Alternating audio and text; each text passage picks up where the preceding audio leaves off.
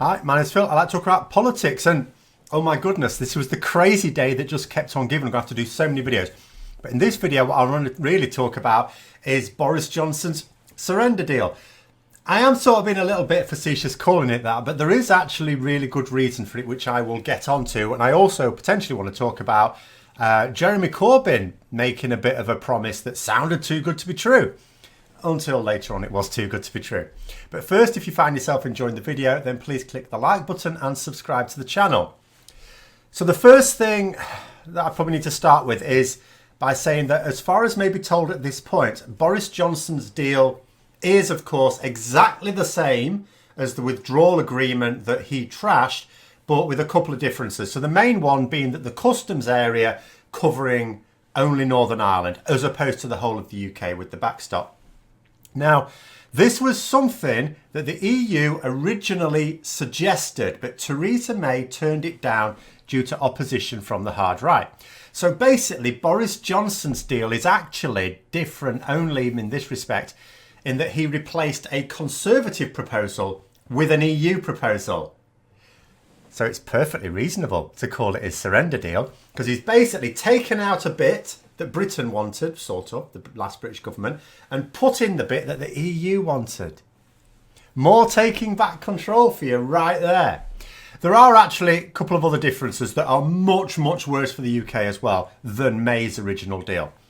So the guarantees on workers' rights and environmental standards has been moved from the legal portion of the agreement to the political declaration. Now, to be clear about what that means, anything in the legal portion is just that, it's a legal commitment. Anything in the political declaration is a vague aim. Nothing in the political declaration is legally binding. It's just an intended starting point for negotiations on a final arrangement. Bearing in mind, even when we've left the EU with whatever withdrawal agreement, that's not the end of the process. That's barely the beginning. We then have years and years of negotiations to form our final agreement, and you know, so anything in the political declaration is just basically saying, well, this is the same, this is the general line we want to take, but it's all up for removal or addition or whatever. So that basically means there is no longer any commitment at all to workers' rights or environmental standards in the withdrawal agreement. Whoever thought there really would be at the end.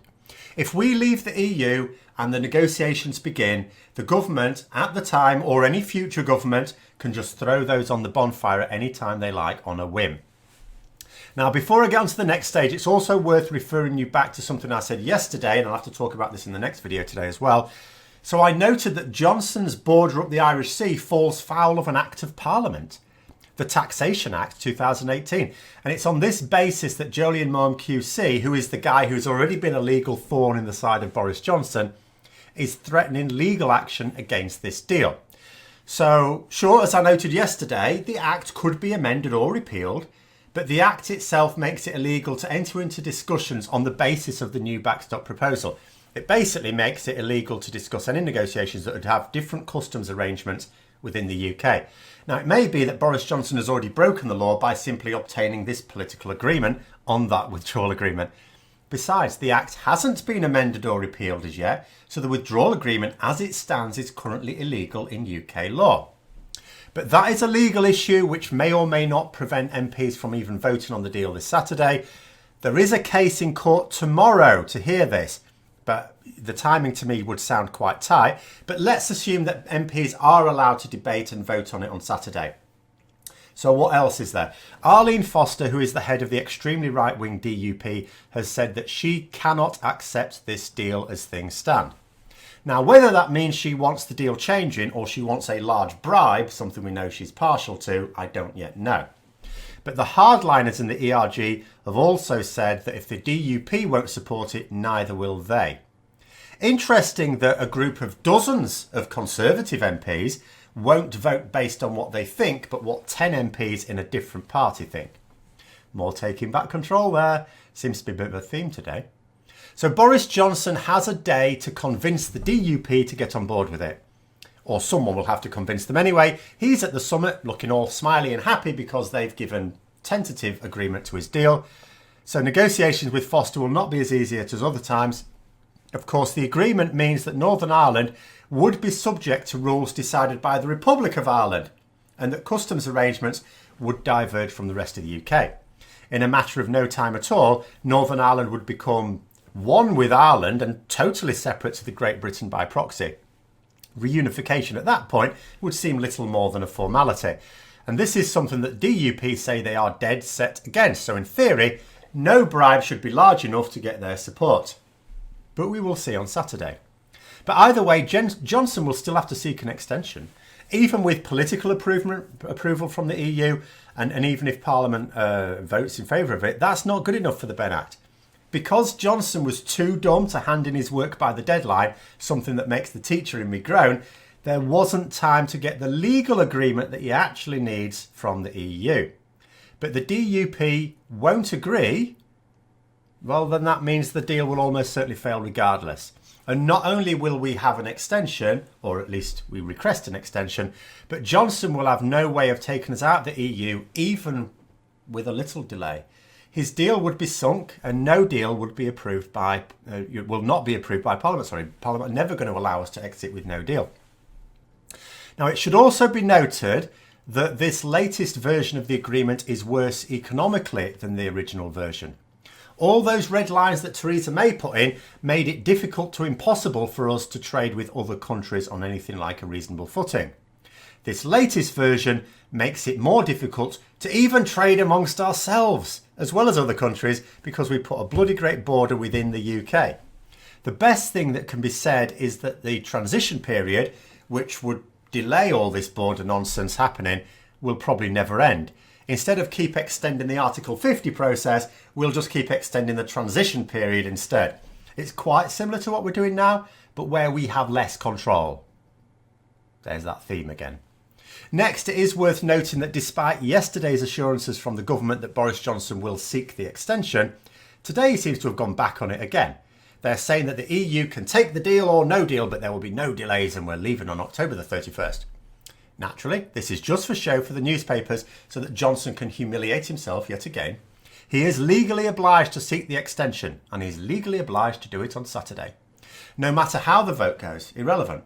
This means that if he doesn't, Monday will be a very interesting day because, as a bonus, it's half term, I get the day off, I can be watching all this live. The inner house of the Court of Session will be delivering their verdict then. And remember what Lord Pentland, who was the judge in the first case at the Court of Session, the Outer House, said? He said it would be destructive of one of the core principles of constitutional propriety for the Prime Minister or the government to renege on what they assured the court. Remember, they put in a written submission saying that they would obey the law, and they even detailed what that meant to make sure there was no confusion at all. Needless to say, you would think that strong language from a judge would be backed up by strong action if Johnson was stupid enough to try and take on the law again. So on Monday, as I say, the inner house of the Court of Session judges will be announcing those judgments. If Boris Johnson has broken the law, we can imagine it will include what they're going to do about him and what they're going to do about the letter. So, Boris Johnson, as I say, he provided statements to court, albeit in a different case, that promised he would comply fully with the law. So if he does not comply on Saturday, then the Attorney General or the Lord Chancellor at least will have to resign because they signed those papers. Boris Johnson himself will also be dealt with, though I'm too cynical to believe he'll face the full weight of the law. But the letter will be sent off anyway, just signed by someone else. Now, in potentially interesting news, it was interesting for a little while anyway, this has happened before, hasn't it? Jeremy Corbyn said that Labour would back a referendum on Johnson's much worse than May's deal, as he put it. I almost didn't want to mention this at the end, especially as now we know different. Because we've been stung before. I remember back at the start of the year when people said, oh no, Jeremy Corbyn has said he's going to get behind a referendum. And he didn't. He didn't. It was we have now, sort of, months and months later, it's the official Labour position that that's the case. But again, he's sort of gone back on it. But it is tantalising. If Jeremy Corbyn were to really swing Labour behind a referendum based on this deal, which is the official party position, that is their official policy, then not only would that be against moves he's been making all year and wanted to make, but it could be a real game changer. It really could. If senior MPs, Labour MPs, have convinced Corbyn to back a referendum, you might imagine they've maybe persuaded him to make sure it's completed before a general election. But I don't think that's realistic. But we not get too far ahead of ourselves. Later on, as I say, as expected, it was all reversed. There's still no word that Jeremy Corbyn will even turn up to Parliament on Saturday. You would hope so if there's going to be a vote on this deal, but he hasn't said so. And you know, since we've known about this emergency sitting of Parliament, he has kept talking about going to Liverpool this Saturday. But the prospect of a Corbyn-led charge on a referendum would be intriguing. So the maths is as follows. There are 342 opposition MPs who have voting rights, not counting the DUP, who would of course back the Conservatives. Now the opposition need 320 of them to get support for the referendum. That means that Corbyn can afford 22 opposition MPs not to vote for it, which may include a small number of the independent MPs, and it would still pass. And that's assuming that, as I say, the DUP and every single member of the Conservative Party in Parliament voted against it. Maybe they wouldn't. If some Tory MPs, for example, vote in favour of the referendum, or even just abstain, then Corbyn would have a greater margin for error. In other words, it would have an excellent chance of passing. It's not certain. Remember, some of the ex-Tory rebels may well vote for a deal. Some of them would, some of them wouldn't. Some were simply opposed to no deal. They would actually vote for a deal. Some Labour MPs would also vote for it. It would be tight, but it could be done. But only with Corbyn fully behind it. But it doesn't look like he's getting behind it, despite what he said earlier in the day. But that's as far as I can tell for now. I'm going to sort of get off and get working on the next video I need to bring out as well. So I hope you found this latest Brexit update interesting. If you'd like to support the channel further, then please click the Patreon link for details. And until next time, I'll see you later.